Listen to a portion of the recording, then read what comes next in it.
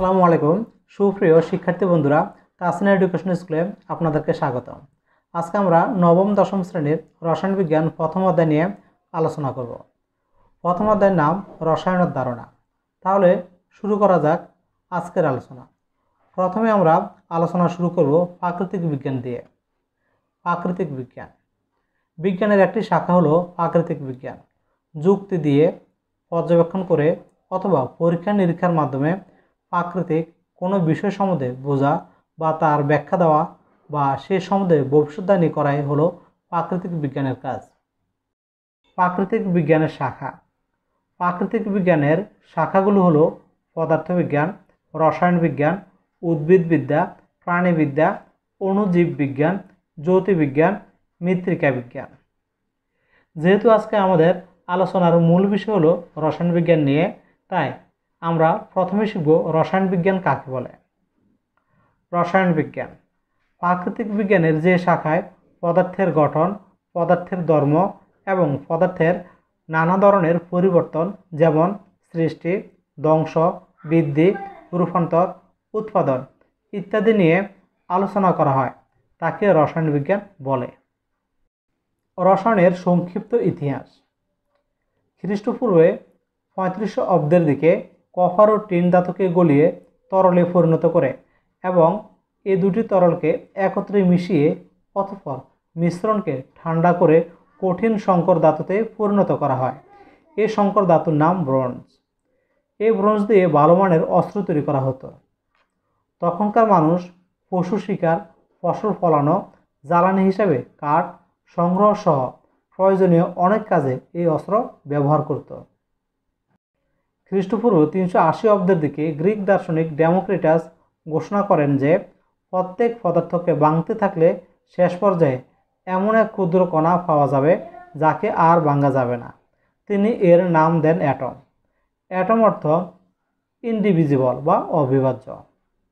ডেমোক্রিটাসের এই ধারণার বিরোধিতা করেন অ্যারিস্টটল। তখন অ্যারিস্টটল সহ অন্য দার্শনিকরা মনে করতেন সকল পদার্থ মাটি, আগুন, পানি ও বাতাস মিলে তৈরি হয়। মধ্যযুগীয় আরবের রসায়ন চর্চাকে আলকেমি বলা হতো, আর গবেষকদের বলা হতো আলকেমিস্ট। আলকেমি শব্দটি এসেছে আরবি শব্দ আলকিমিয়া থেকে। আলকিমিয়া শব্দটি আবার এসেছে কিমি শব্দ থেকে।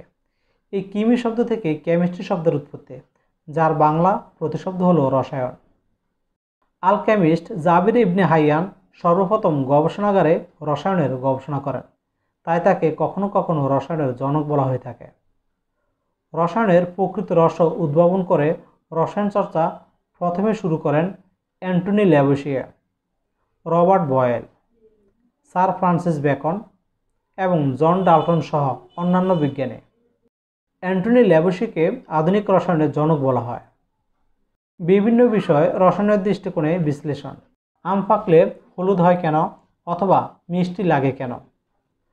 আম যখন কাঁচা থাকে তখন জৈব অ্যাসিডের উপস্থিতির জন্য তা সবুজ দেখায় এবং টক লাগে।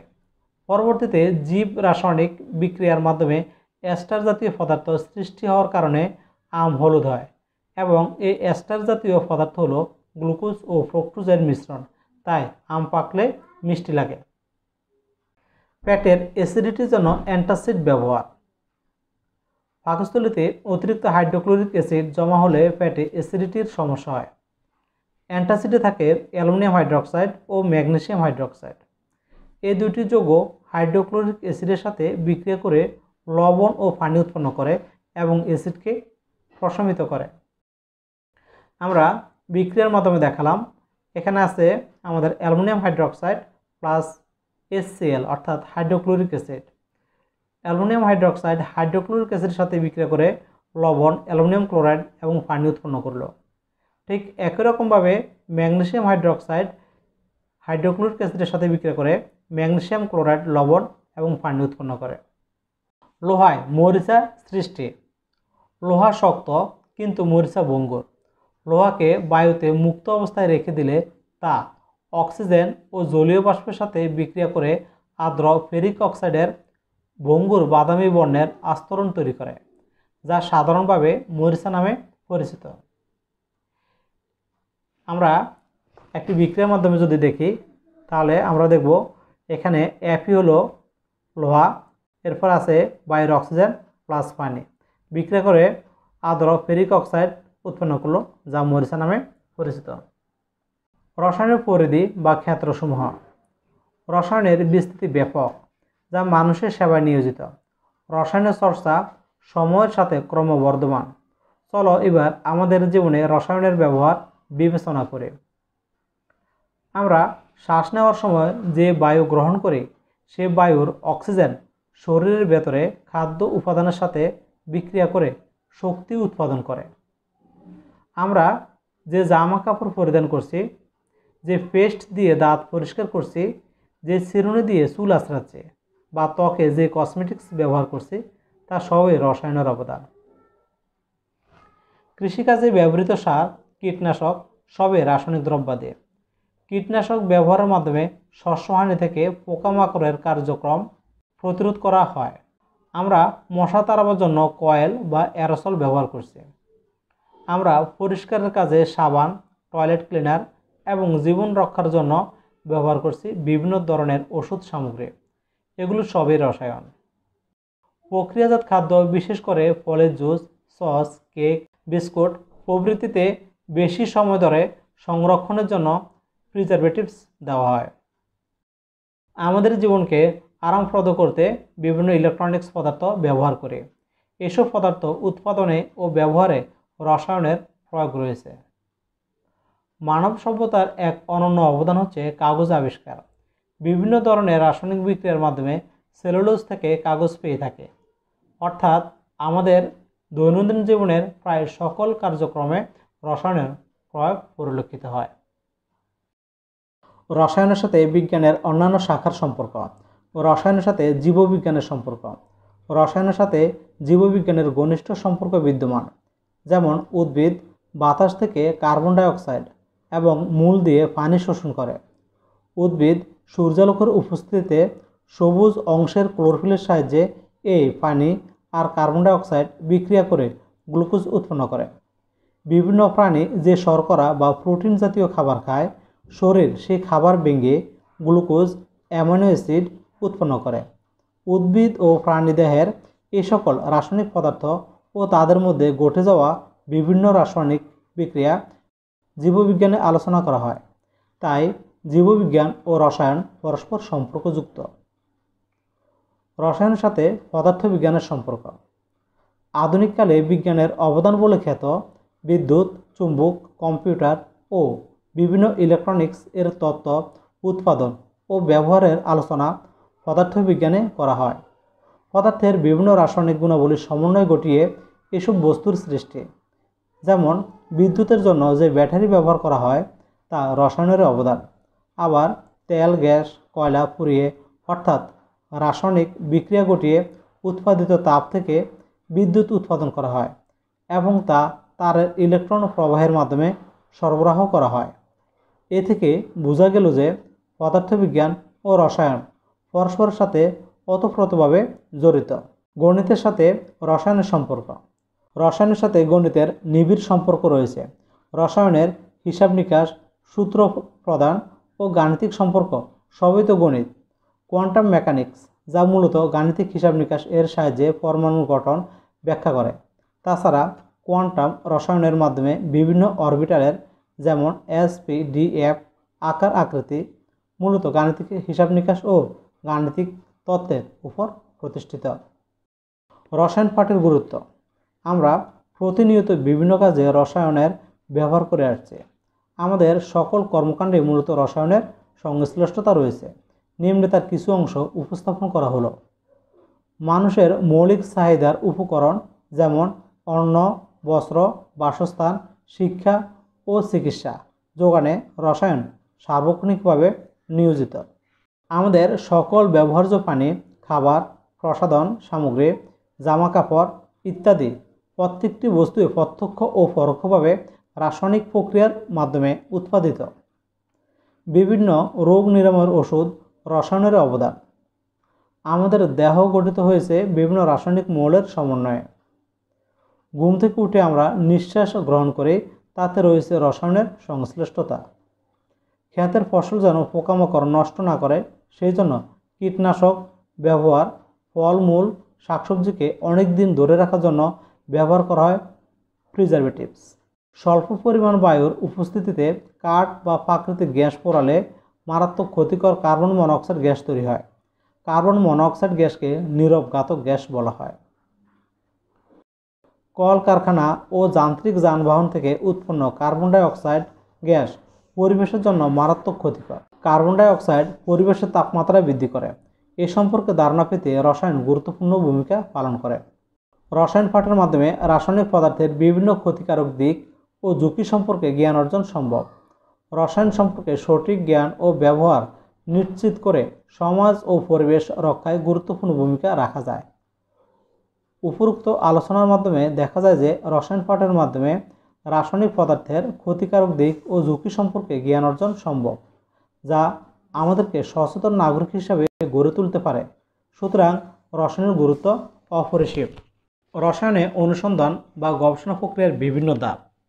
আমরা রসায়নের কোনো বিষয় যদি গবেষণা করি তাহলে আমাদেরকে যে ধাপগুলো অনুসরণ করতে হবে তা হলো প্রথমে বিষয়বস্তু নির্ধারণ, তারপর বই বা পূর্বের গবেষণাপত্রের সাহায্যে বিষয়বস্তু সম্পর্কে কিছু ধারণা নেওয়া, প্রয়োজনীয় বস্তু ও পরীক্ষা প্রণালী নির্ধারণ, এরপর আমরা পরীক্ষণ করব, তারপর তথ্য সংগ্রহ ও তথ্যের বিশ্লেষণ।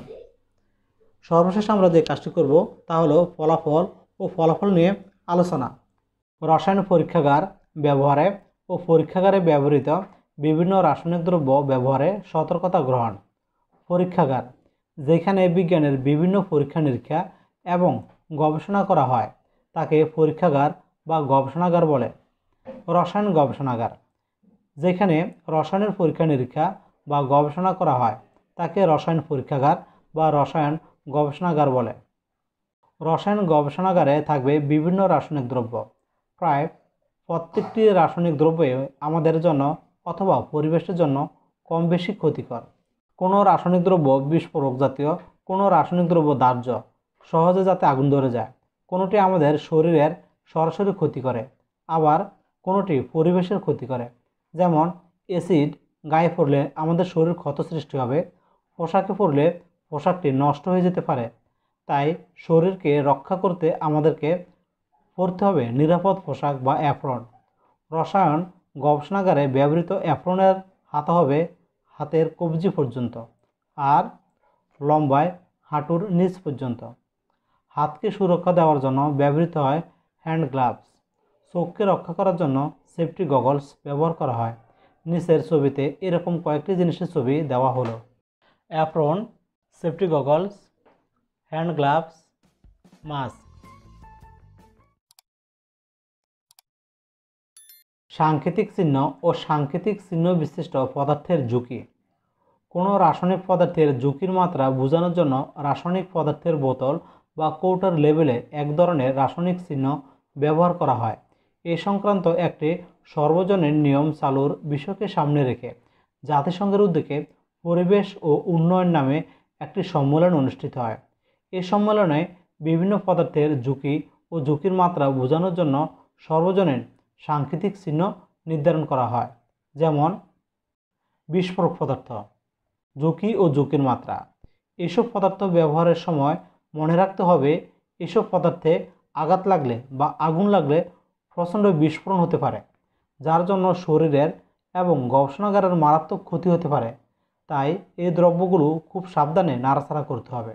টিএনটি, জৈব পারক্সাইড, নাইট্রোগ্লিসারিন ইত্যাদি এই ধরনের বিস্ফোরক পদার্থ। সাবধানতা, এই চিহ্নবিশিষ্ট পদার্থ থেকে খুব সাবধান থাকতে হবে। দাহ্য পদার্থ, ঝুঁকি ও ঝুঁকির মাত্রা। অ্যালকোহল, ইথার ইত্যাদি দাহ্য পদার্থ। এইসব পদার্থে দ্রুত আগুন ধরে যেতে পারে। সাবধানতা, এদের আগুন বা তাপ থেকে সবসময় দূরে রাখতে হবে। বিষাক্ত পদার্থ, ঝুঁকি ও ঝুঁকির মাত্রা। শরীরে লাগলে বা শ্বাস প্রশ্বাসের মাধ্যমে শরীরে প্রবেশ করলে শরীরের নানা ধরনের ক্ষতি হয়ে যেতে পারে। বেনজিন, ক্লোরোবেনজিন, মিথানল এ ধরনের পদার্থ। সাবধানতা, এই ধরনের পদার্থ ব্যবহারের সময় apron, hand gloves, safety goggles ইত্যাদি ব্যবহার করতে হবে। উত্তেজক পদার্থ, ঝুঁকি ও ঝুঁকির মাত্রা, সিমেন্ট ডাস্ট, লঘু অ্যাসিড, ক্ষার, নাইট্রাস অক্সাইড ইত্যাদি উত্তেজক পদার্থ ত্বক, চোখ, শ্বাসতন্ত্র ইত্যাদির ক্ষতি করে। সাবধানতা, এই ধরনের পদার্থ ব্যবহারের সময় apron, hand gloves, safety goggles এগুলো ব্যবহার করতে হবে।